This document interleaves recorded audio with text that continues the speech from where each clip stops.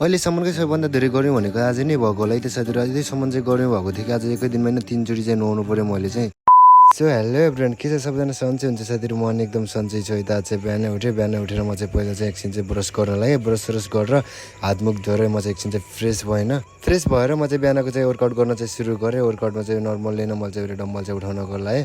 Normally उठाएर चाहिँ होइन हिजोको भन्दा चाहिँ आज चाहिँ हल्का कन्फिडेन्स चाहिँ बढाएको थियो। हिजो चाहिँ यस्तो गाह्रो भएको थियो साथीहरू, होइन सुरुको दिन भएर होला, फेरि चाहिँ उरु गर्न लगाएर होला गर्मी चाहिँ लास्टै नै गाह्रो नै भएको थियो कि हिजो चाहिँ। अनि आज चाहिँ हिजोभन्दा हल्का धेरै नै गरेँ वर्कआउट नै, हल्का धेरै जस्तो नि उर्नी भयो होइन। हिजोको भन्दा हल्का कम्फर्टेबल होइन गर्न नि हल्का भयो कि हल्का सजिलो नै भयो हिजोभन्दा। हिजो त लास्ट हल्का ज्यान नै दुख्यो जस्तो भएर होइन, पहिलो दिन भएर होला। चाहिँ सिटअप गरेँ, एकछिन चाहिँ चिनअप गरेँ मैले चाहिँ, अनि एकछिन चाहिँ पुसअप गरेर डायमन्ड पुसअप चाहिँ नि गर्न लाएँ।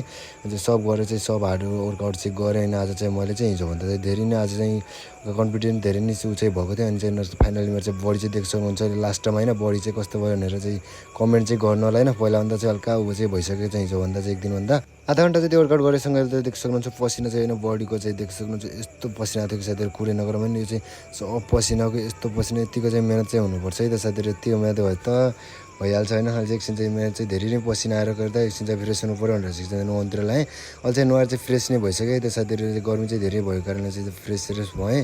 फ्रेस भएर अहिले चाहिँ होइन, अहिले चाहिँ फेरि बारीमा चाहिँ खन्नु पर्ने थियो। बारीमा चाहिँ ऊ लगाउनु पर्ने थियो, पुणे हल्दी चाहिँ लगाउनु पर्ने थियो। अनि त्यही भएर फेरि चाहिँ बारी खन्नु पर्ने भएकाले बारी खन्न लाएँ।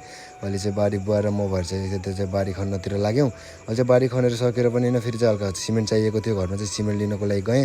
अहिले चाहिँ सिमेन्ट लिएर पनि आइसकेको छ त्यो। म चाहिँ होइन घरतिरको जान लाग्यो अहिले चाहिँ सिमेन्ट लिएर नि। अहिले सिमेन्ट लिएर आएर पनि अहिले चाहिँ फेरि यहाँ चाहिँ लुगाहरू चाहिँ धुनुपर्ने थियो, कलेजको चाहिँ लुगा अनि आउट ड्रेसहरू पनि धुनुपर्ने थियो। अनि चाहिँ लुगा नि धोइसकेँ अहिले मैले चाहिँ, देखि सक्नुहुन्छ होइन।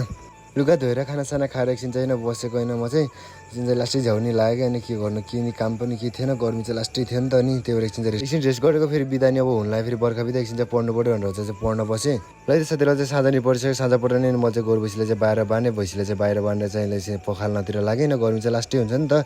त्यो भएर चाहिँ पखालेर फेरि यतातिर चाहिँ हाम्रो मकै चाहिँ सुकाएको थियो भने बिहान चाहिँ मकै चाहिँ खेड्नु पर्ने हुन्छ। फेरि चाहिँ गर्मी चाहिँ के साह्रो साथीहरू, मलाई मात्रै हो कि सबैलाई हो कि यस्तो होइन, के साह्रो हुन्छ गर्मी चाहिँ। मैले त फेरि यस्तो हुन्छ कि साथीहरू कुरै नगरौँ कि गर्मीको नाममा।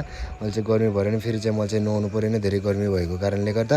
साँझ नि परिसक्यो त्यति हो साथीहरू। आजको लागि चाहिँ भिडियो चाहिँ यति नै भन्न चाहन्छु होइन। भिडियो चाहिँ कस्तो लाग्यो लाइक कमेन्ट सेयर गरेर सबैजनाले माया साथ सबै चाहिँ गरिदिनु होला भन्न चाहन्छु। त्यही हो।